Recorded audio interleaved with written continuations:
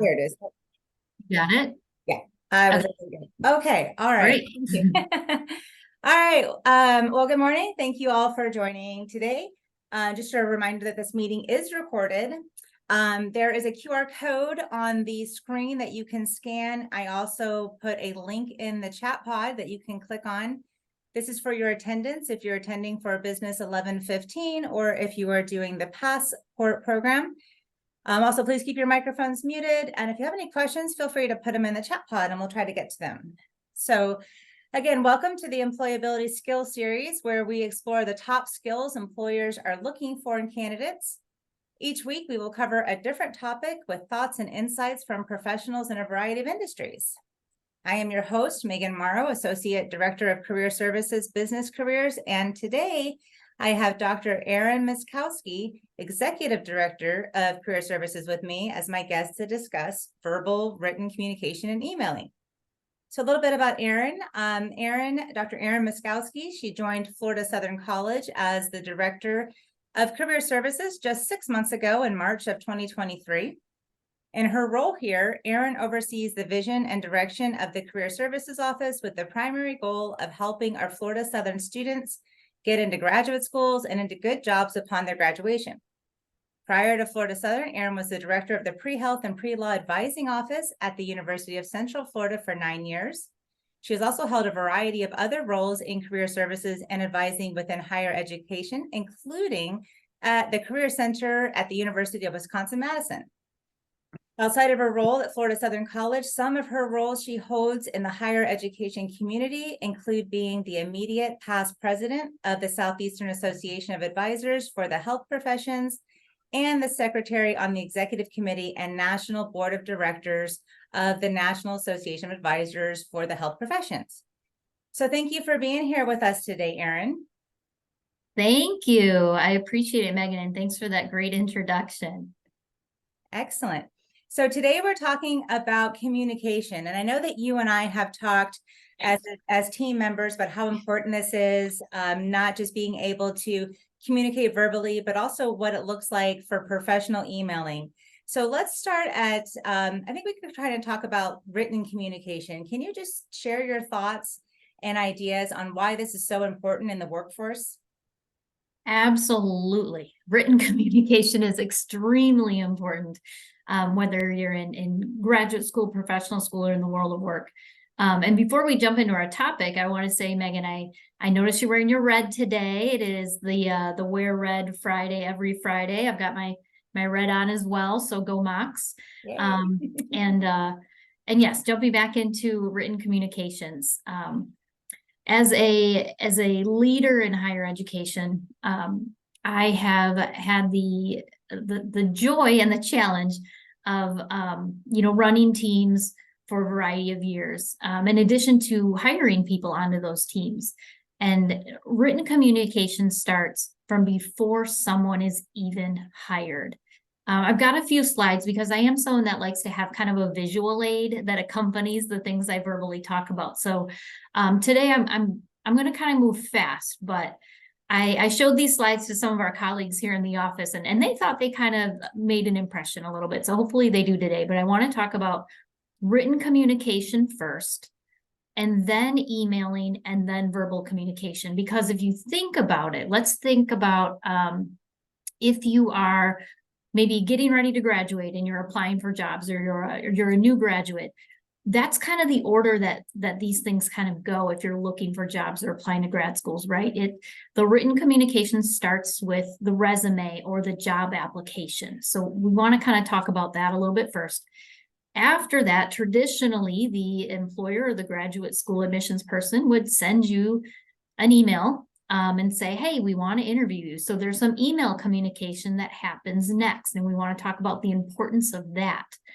And then finally, that verbal communication, maybe through a phone call, a virtual interview, an in-person interview, is important as well. So is there anything you want me to talk about before I kind of go through some of those slides and talk about those things? No, I'm going to turn it over to you and let you share your insights. I know this is a topic that's really near and dear to your heart as a professional. It is. When Megan went through the employability speaker series topics, she was telling me which topics she still needed a speaker for. And when this one came up, I was like, oh, please, can I do it? So like you said, this one is near and dear to my heart because I think it's something that maybe students or young professionals don't always think enough about. But it is extremely important because every piece of this is creating an impression on the potential future employer that you'll be working with. So with that, as I mentioned, written communication, let's kind of briefly talk about that first. So again, that's that resume, right? Oftentimes it's the resume or the job application. And it's not just the content of what's in there. Yeah, the content is important, but the setup of it and how it is organized is extremely important as well. It all makes an impression on who you are. So I want to give an example. I did de-identify this. When I previously worked at the University of Central Florida, I know my brief time here at Florida Southern, I have not had a chance to hire anyone yet. So the examples I'm going to go through today are from my previous position. And as I mentioned, I de-identified these. But this is a resume of a candidate that I got for a position in our office at that time. So it's what I would call an okay resume. Okay. Their name at the top was very, very large. I don't know why it needed to be that big. You can see we got like a phone number, an email address near the top. I think that's okay. The big categories, professional experience, education, and skills are all there. If you look a little closely, we can see over here by education, this person did get their bachelor's degree a while ago, 2006, and then more recently they obtained their master's in December. So oftentimes when we have young students they put the education on the top because it's current. People who have been in the industry a little more often move education down the resume and want to highlight their professional experience. So again, this looks okay. It's kind of well organized. It's a little light, right? For someone who's been in the world of work for quite a while, maybe a little light, but it's okay. Again, not great. I could nitpick this even more, but for the sake of moving through, I'll kind of stop right there. So I'm a comparison person. So again, I'm the person who'd be hiring this. So here's a resume that I got. And now someone else in the pool brings forward this next resume that I'm going to show you. So this is an example of a really good one. And it is from a new college graduate. So someone who's really just getting out in the field. And again, pretend you are the interviewer or the soon-to-be interviewer, and you get these two. So here's the next one. That's the first page, second page, third page. Okay. So first of all, yes, I know it's 3 pages. That is quite a bit, and maybe a little overboard, but look at the amount of information that, again, if you're the person that's looking to bring someone in for an interview, look how much more we have here, right? Automatically, there's more here. You can see up at the top, again, I de-identified it, email address, LinkedIn, which is important nowadays. Oftentimes we like to see the resume, but we like to complement that with a LinkedIn. And I would say most employers at grad schools, they are going to try to look you up on social media as well. So you want to make sure that's clean. Obviously, she didn't put any social media in there, but LinkedIn does give us that kind of online complement. City, phone number up at the top, those are fine. Let's look at these categories though. This is outstanding. Again, new grads, we've got education at the top. And in there, we've got her graduate certificate, her major or minor, GPA, which if your GPA is good, put it in. It's not so good, maybe not. We have skills as well up the top, which is awesome. I can see that she's got some basic Spanish proficiency. Then we have a work experience section. We have a volunteerism section, internships and professional programs, and then awards and professional membership. So again, comparing the two, needless to say, this one is better. Okay, so again, that's written communication. That's part of that first impression. The one thing I will say about this, if you're looking at it a little bit closely, she listed her experiences in chronological order. So if you look in work experience, she put like the 2017 experience, then she followed up with more recent, and then she went with the most recent. with resumes, we do recommend the reverse chronological order where you want to start with the most recent first. So that would be like a kind of a critique I would give, is we'd want to flip that and put the most recent pieces first, and then as they get older, kind of go down the page. But otherwise, this one was way better. And it's from a very new student. So great job for her for making a first impression there. Okay. So let's just kind of go through this process. Again, I'm an interviewer. I see these two resumes and say, okay, let's communicate with these people and say we want to bring them in for an interview. So how I typically do that is I'll send an email. I don't want to catch people off guard on the phone, and people don't typically answer if it's a number they don't know anyways. So I send them an email and I say, hey, let's set up a time for an interview. So I'm gonna talk about email communications. I'm gonna give you 3 examples. This is all from people I interviewed for the exact same job. And as you can see, I can put a not so good, one that's a little better, and a best. So what are we looking for with an email communication? And I will say, I am of the older millennial generation. Okay, I'm not going to give you my age. A lot of people in their 30s, 40s, 50s, these are the people hiring nowadays. So I know some of you all are a little younger. You might not think you need to do all these things in emails, but think about who is your audience. Who are the people hiring you? I am giving you the cheat code to what we want to see in an email. Okay, when you all as the younger generation get into these positions, you can change the narrative. But right now, here is the cheat code for what we're looking for with 3 examples. So we're going to start with the not so good. Okay, so again, this is from when I was at UCF and I was communicating with people to interview for a job. So I'm going to show you the email I sent them first, along with their reply emails to compare. And again, I did de-identify these 2. So here is my email to a interviewee. And it says, hello, and the name of the person. You applied for an academic advisor 2 position in the pre-health and pre-law advising office at UCF. I wanted to reach out to see if you would be interested in a virtual interview. Hopefully we can schedule something in the next few weeks. Okay. So in a perfect world, an email reply would have a greeting at the top, you know, dear so-and-so, or have the, what's that called? The Mr. or the Mrs. or the doctor or the professor, and then the person's last name, right? That's what we want at the top.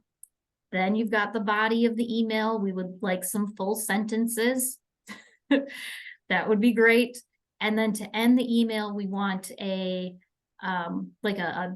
sincerely, comma, or a best regards, comma, or a thank you, comma, and then your name, and ideally maybe even a little email signature if you have it. Okay, so those are kind of the parts we're looking for.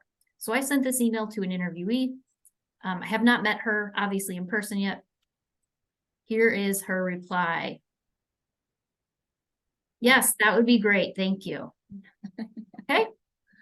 It's a reply, right? So I kind of give the benefit of the doubt. I'm pretty flexible. Like, well, it's not exactly what I'm looking for, but I got to follow up with her anyway. Let's see what the second email shows. So same person.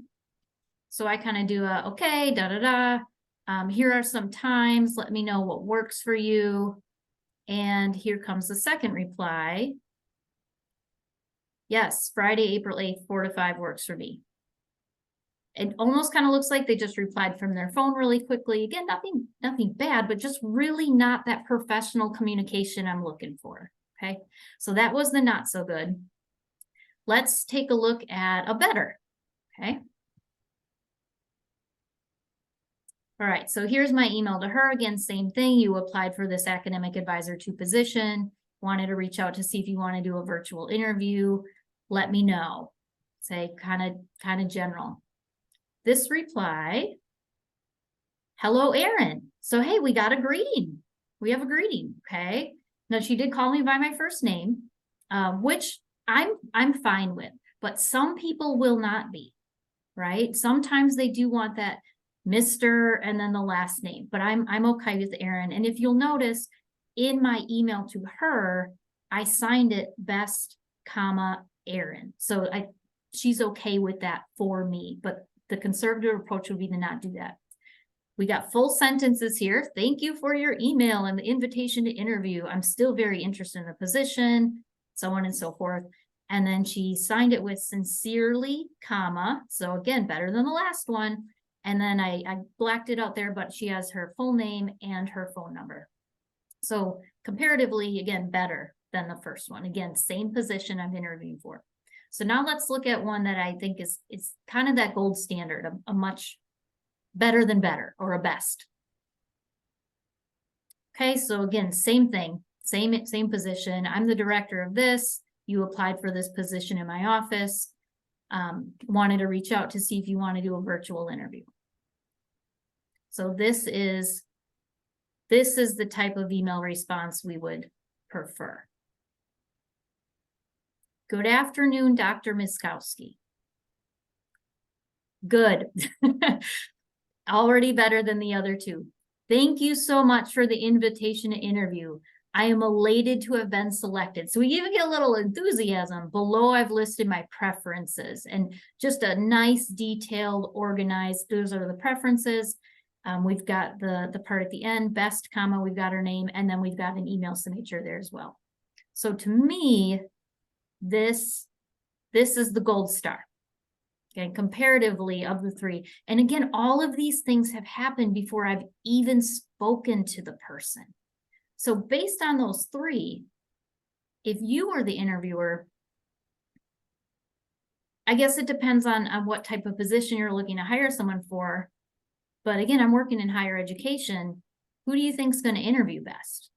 Right? There's already that impression given, and we haven't even done the interview. So to kind of sum this up, I will tell you, this one, the gold star candidate, the time worked out that she interviewed first.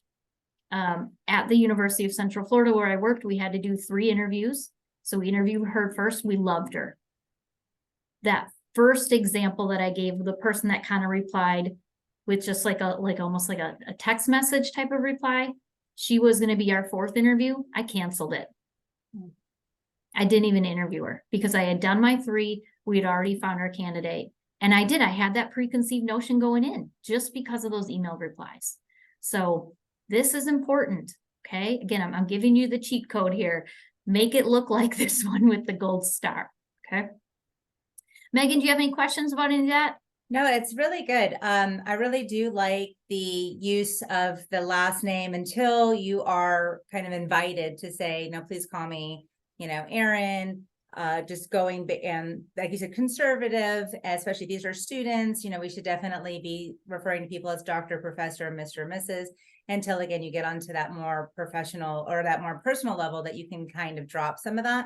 So I see this as this person obviously shows a lot of effort, this number 3 person, because not only did she respond and take the time to respond with the proper salutation and the closing, but she goes on to give the dates and times and fulls, not just 1, 2, or 3 was better. She definitely put forth the effort rather than the first one. And before we do move on, I just want to remind everybody, if you are getting the passport points or want the attendance counted for business 1115, please make sure that you scan the QR code or you click the link in the chat so that your attendance can be counted. So, okay, so that's wonderful. We email on a regular basis in the world that we live in today. So this is very important. It is succinct. It is clear. She wants to continue on and is obviously putting forth that extra effort. So I like it. Megan, and I'm recognizing I'm calling you Megan because we have a relationship where I call you that, but how students refer to their professors verbally and via email, what do you prefer for you, and what do you think a lot of the faculty at Florida Southern prefer? Well, for me, I tell my students that they are welcome to call me by my first name. I am perfectly fine with that. We are together, in class for the entire term, and then we work together afterwards, and they connect with me on LinkedIn, and they come see me for a variety of, employment or school needs and everything. So for me, the first name is perfectly fine. I do tell them, of course, with other professors that they need to say, professor or doctor until they're told like, oh no, you can call me such and such. I agree. I think that's the conservative approach. Always start formal until you're invited for that more informal. All right. And I see a few people in the chat are asking about the link in the chat, or Yeah. I have the QR code on a slide at the end again. So I had it at the beginning, but if you joined us late, I'm sure Megan can put that in there. There it is. Okay. And I'll have the QR code up as well if you need it. Perfect. All right. So the last piece, before we finish up, I just mentioned briefly about verbal communication. So again, working through the process, resumes come first, email communication with potential employer comes next. And then finally, hopefully we are verbally interacting either virtually for an interview or in person. So let's talk about that as our last piece. All right, so verbal communication really means verbal and nonverbal communication, because it is both. Again, I've done lots of interviews over the years. I've done lots and lots and lots of mock interviews for students, helping them practice interviews before they go out in the real world. And there are nonverbal pieces that play into this very large. So some of the nonverbal pieces, and you guys may talk about this in class if you have Professor Morrow or Megan here, but if not, real quick bullet points: arrive early. Okay, I've done interviews and mock interviews with students. Even if they come 1 minute late, that is late. That is an impression right there. And if it's a place that you have to drive to in person, make sure you know where you're going in advance. If it's a virtual interview, maybe test that link to make sure everything's working. Okay, so definitely get there early. Appearance and apparel, you want to dress professionally, and that is the conservative approach, even if it's for a student job. Here in Career Services over in the Rogers building on campus, we have a career clothes closet. So if you don't have like a jacket or something, we can help you out over here with a variety of sizes for both men and women. During the interview, your posture, how you're sitting, your placement of your hands. You'll notice there wrote no excessive gesticulating. Some people are all over with their hands. Sometimes you want to just kind of calm those hands down, especially for the in-person interviews. The eye contact, pace of speech, volume of speech, and smile, right? You want to give that warmth, really in most all interactions, but especially in an interview. So a quick story, I did do a mock interview for a student a few years ago. Non-verbally, she bombed. She bombed it non-verbally. She was kind of slouched. She was looking off to the side. She was quiet. She was boom, boom, boom, boom, boom, boom, boom. What was crazy about this one, though, is the content of her answers was very good, but it got lost because of just kind of how she was sitting, how she was kind of looking off and down. Like I really had to focus in to be like, oh my gosh, like she's actually saying the things we're hoping that she should say. So, when you're thinking about interviewing or communicating with people, the nonverbals are extremely important and can really take away from the good messages and the good words you're saying. So Erin, let me jump in. We actually just talked about that this week, the 7-38-55 rule. 7% of your message are the words that you speak. 38 is your tone, but 55% of what people hear when you are communicating is your nonverbals, is your body language, is your facial expressions. So that it's huge. And that's a great example that you're talking about, how there's no eye contact and kind of mumbling and just not looking like she was very engaged, it sounds like. But the words she was saying was great, but you couldn't hear the words over her nonverbals. So excellent. Excellent. And like I said, we just talked about that this week in class. That's awesome. Perfect. And that was like a really extreme example of that mock interview. Most of the time students are a pretty good happy medium. Non-verbally, they might need to clean up a few things that they're not even realizing they're doing until they do a practice interview with someone like us. Or verbally, there might be a few responses that we could shape and kind of clean up a little more. But most of the time, like that was a really extreme nonverbal example. Verbally, and again, you may cover this if you have class with Megan, a few common questions that might come up, just the icebreaker. How are you doing today? I often joke with students, like, they really don't want to know, right? If you spilled your coffee on yourself in the car that morning, you don't want to, you just say, I'm great. I'm excited to be here. Thanks for having me, right? That's what they want to hear. They really don't want to get into the depths of how your day is going if it's not going well. A deceptively tricky question. Tell us a little bit about yourself. Students are like, how do I answer that? Like, I can't be super long, but I want to give some insights into me. I don't want to go in too much depth, but I want to cover some good breadth of where I'm from and things that I've done. So really think about how to answer that question before you get to an interview, because I can tell you almost every interview I've ever done, that's like the first question. Tell us about yourself. Even if I've read it on the resume, I want to hear you talk about it. Be prepared to talk about anything on that resume or application or LinkedIn, particularly the academics. If you're going to grad school, they can ask about any of that. Personal things, experiences that you have listed, questions about the profession or the job. You got to do your homework on this, and you've got to know yourself. So practice answering these out loud. And then at the very end, be prepared to ask the interviewer a question or two. It's kind of a little bit of a ooh, when we have an interviewee and we get to the end, say, you have any questions for us? And they go, nope, I'm good. Yeah. It shows a little bit of that disinterest. So even if it's kind of like a fake question where you're like, oh, I don't know, I'll just ask this, go ahead and do it because it shows interest. But if it is a question, or if you're interviewing at a company or a grad school, and it's a question that's so simple, it can be really easily found on the website, don't ask that, because then that just shows that you're not prepared. So just, always be prepared with a question or two, and that'll help round out the interview at the end. So, and I always tell them the best question to end your interview with is, when do you think you'll be making a decision? You listen to what the interviewer says. Maybe it's in a few days or 2 weeks, whatever they say, then you follow up with, excellent. May I please follow up with you then?